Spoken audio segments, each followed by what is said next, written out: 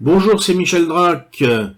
Je fais cette petite vidéo, un format court, pour réagir après qu'un certain nombre de personnes sont venues sur ma vidéo concernant les Gilets jaunes pour réagir sur un point de détail.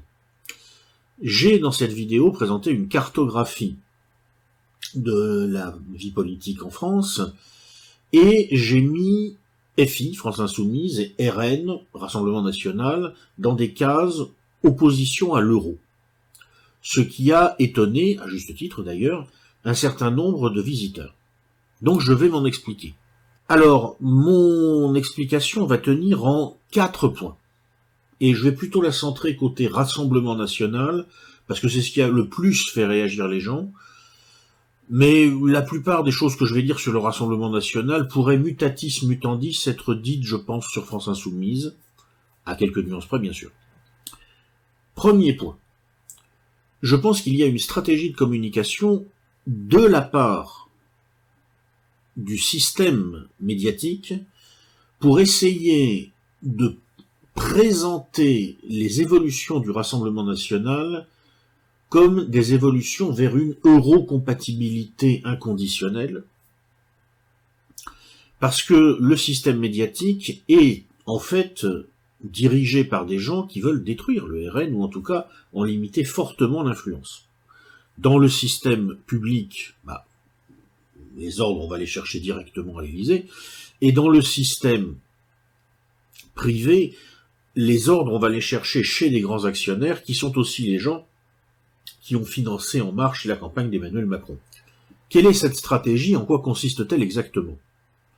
Il y a une partie de la population, si vous voulez, peut-être un tiers à peu près des gens, c'est difficile à mesurer, ça dépend des sondages, ça dépend de la façon dont les questions sont tournées. Mais à peu près un tiers des gens, qui sont le socle de l'électorat France Insoumise et Rassemblement National, et qui sont des gens cohérents. Ils ne veulent pas de l'euro, et ils ne veulent pas de la politique induite par l'existence de la zone euro.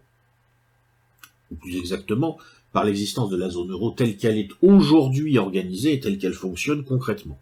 Parce que dans la zone euro réelle, celle qui existe vraiment, vous n'avez pas le choix, c'est absolument évident, tout ce qui s'est passé depuis 2011 l'a démontré de manière répétée. La seule politique possible, c'est l'austérité, c'est la déflation compétitive. C'est comme ça, et puis c'est tout. Les Grecs ont voulu en sortir, on leur a dit non. Le gouvernement italien a voulu en sortir, alors on lui a pas franchement dit non, mais on s'est arrangé pour l'obliger à ce qu'il abandonne le plus possible de son programme. Austérité, point final. Bon. Vous avez un tiers des gens qui ne veulent pas de cette austérité, qui ne veulent pas de l'euro. C'est cohérent. En disant que le Front National, enfin le Rassemblement National, ou France Insoumise se rallient à l'euro, on contribue à faire baisser le soutien de ce tiers cohérent et déterminé à ces partis. Donc on affaiblit ces partis. C'est une stratégie, je pense, du système institutionnel. Premier point. Deuxième point. Pourquoi ces deux partis, et particulièrement le Rassemblement National, sont pris au piège par cette stratégie? Pourquoi est-ce qu'ils ne répondent pas tout simplement en disant « Non, mais on veut sortir de la zone euro ». Eh bien là encore, il faut penser le discours des gens en fonction de leur stratégie, si vous voulez, politique et électoraliste. Vous avez un tiers des gens qui sont donc cohérents contre l'euro et contre l'austérité, mais vous avez aussi un tiers des gens en France, et c'est un problème majeur, et c'est d'ailleurs la raison de fond pour laquelle notre vie politique est bloquée, qui veulent le beurre et l'argent du beurre. C'est-à-dire que ce sont des gens qui veulent la fin de la politique austéritaire, mais il faut pas leur parler de la sortie de l'euro. Ils veulent pas en entendre parler. Vous avez à peu près les 2 tiers, alors encore une fois, ça dépend un peu de la façon dont la question est posée, mais plus ou moins les 2 tiers des gens en France qui ne veulent pas de la sortie de l'euro. Alors, vous en avez un tiers, c'est logique.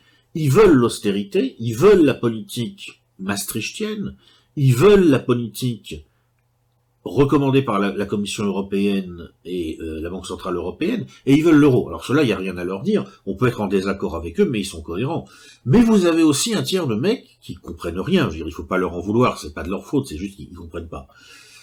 Ils veulent garder l'euro, parce qu'ils ont peur d'un changement des talons monétaires, c'est un truc qui fait toujours peur, mais par contre, ils veulent plus de la politique austéritaire. Alors, ces gens-là, effectivement, pour essayer de les amener vers lui, le RN, et un degré moins de France Insoumise, eh bien, essaye de dire, non mais je suis pas contre l'euro, on va essayer de garder l'euro, il y a possibilité, tout en disant, mais on va remettre en cause les orientations politiques actuelles. Évidemment, dans la réalité, à mon avis, ça n'a pas de sens. C'est-à-dire que, enfin, je ne vois absolument pas comment, à court terme en tout cas, on pourrait sortir de la politique austéritaire sans sortir aussi de l'euro. Bah, vous voyez ce qui se passe en Italie, ils ont voulu en sortir, on leur a bien fait comprendre que c'était pas possible. Donc on va voir la suite des événements, mais à mon avis, à un certain moment, le gouvernement populiste italien sera amené à faire sortir l'Italie de la zone euro. Mais effectivement, il y a un attachement tellement fort à cette monnaie que ces partis politiques sont obligés de faire comme si. Alors en termes de communication, on voit très bien ce qu'est le choix du Rassemblement national.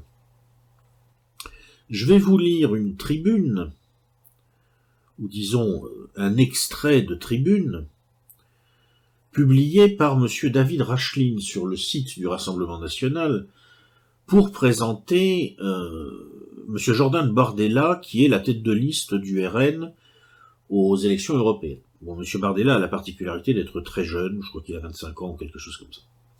Alors voilà ce que dit M. Rachlin. Jordan Bardella représente une génération qui ne croit plus, qui ne peut plus croire aux mensonges de l'Union européenne. La mobilité tant vantée, ce sont des Français contraints de quitter leur pays. La sacro-sainte libre circulation permet à des terroristes de venir frapper la France.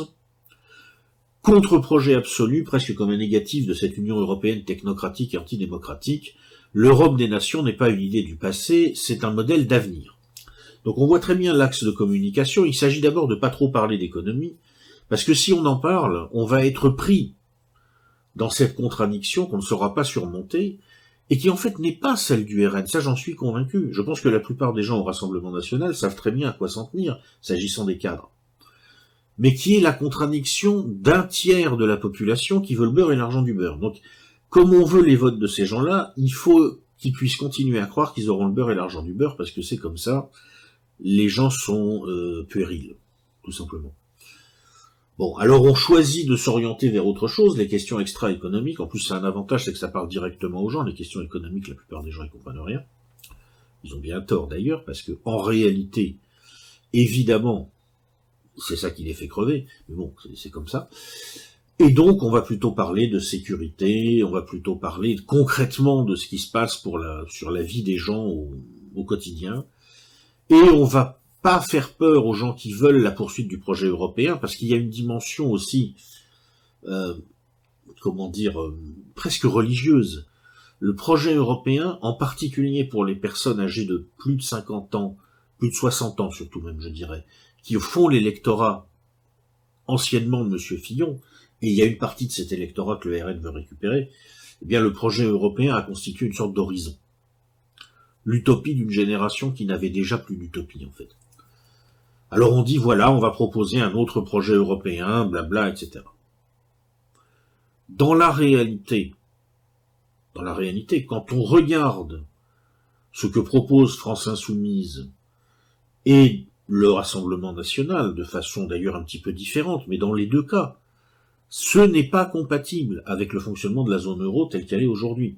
France Insoumise veut une relance par l'investissement public, veut une lutte très forte contre les inégalités, c'est impossible dans un régime de libre-échange sans maîtriser l'instrument monétaire. Ça n'existe pas, pour des raisons évidentes. Le RN veut un retour à la souveraineté nationale, et il y a quelque chose d'assez comique dans le discours de Marine Le Pen, c'est qu'elle dit « on va pas remettre en cause l'euro, mais si on s'aperçoit que l'euro n'est pas compatible avec la souveraineté nationale, alors on le remettra en cause ». Non mais il faut être sérieux quand même, je veux dire, ça fait longtemps qu'on sait qu'il n'est pas compatible avec la souveraineté nationale. Mais voilà, c'est un axe de communication, c'est de la com tout ça. C'est pour essayer d'amener ce mouvement que j'ai dessiné sur ma petite cartographie d'une partie de l'électorat de François Fillon qui bascule vers le Rassemblement national. Des gens qui veulent le beurre et l'argent du beurre, alors on va éviter de leur parler du beurre, on va éviter de leur parler de l'argent du beurre, comme ça ils pourront continuer à croire qu'ils auront tout et le contraire de tout. C'est comme ça que j'interprète le discours, si vous voulez, de ces politiciens. Donc je récapitule, premier point, une stratégie de com du système, présenter la position du RN comme eurocompatible, alors qu'elle ne l'est pas tant que ça en réalité, et une stratégie du RN qui paradoxalement peut s'adosser en partie à la stratégie du bloc institutionnel, ne pas trop insister sur la question de l'euro, se présenter comme relativement eurocompatible pour récupérer un électorat, disons, très attaché à la monnaie dite unique. Pour moi, vraiment, tout ça, c'est de la com, et ça veut pas dire grand-chose sur le fond. Et puis, il y a donc deux autres raisons qui m'ont amené à classer RN et FI dans la case contre l'euro. D'abord, je voudrais rappeler quand même que je parlais surtout de la base de ces formations politiques, or la base est clairement anti-euro, majoritairement. Et puis d'autre part, je pense que de toute façon, quand on voit l'état actuel de l'Union européenne, qui est au bord de l'explosion, l'arrivée au pouvoir d'un parti populiste en France aurait de fortes chances de faire exploser le machin de facto. Donc voilà, 4 raisons pour classer quand même RN et FI dans contre l'euro. 1. Le ralliement euro-compatible de ces formations politiques est une stratégie de communication du système, donc il ne faut pas prendre ça forcément au premier degré. 2. Ce ralliement est aussi paradoxalement une stratégie de communication de ces formations politiques et surtout du RN, mais pour des raisons complètement opposées à celles du système, c'est comme ça. Parfois, les gens pour des objectifs opposés peuvent en fait faire des choses qui peuvent, dans une certaine mesure, s'adosser les unes aux autres. Tout est dans les nuances.